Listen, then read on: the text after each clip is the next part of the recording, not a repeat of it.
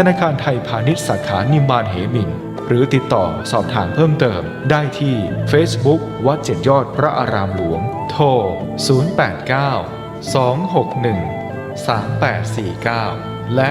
0878630155นมัสการเจ้าค่ะวิกฤตโควิด -19 จะมีหลักธรรมใดช่วยได้บ้างไหมเจ้าคะเจริญพรสมัยพุทธกาลเกิดเหตุโรคระบาดในเมืองไวสาลีพระพุทธเจ้าให้คณะสงฆ์สวดพระพุทธมนต์เพื่อความเป็นสิริมงคลของบ้านเมืองและให้ประชาชนมีสติเกิดปัญญารอดพ้นจากภัยพิบัติได้สถานการณ์นี้ทุกคนตระหนักแต่อย่าตื่นตระหนกคนไทยต้องมีสติเพื่อฝ่าวิกฤตโควิด -19 ไปด้วยกัน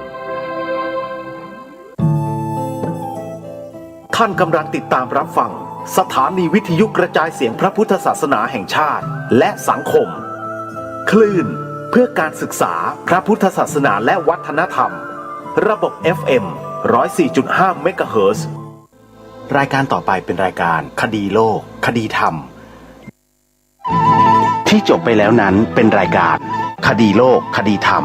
ดำเนินรายการโดยพระครูปลัดณรงค์ฤทธิ์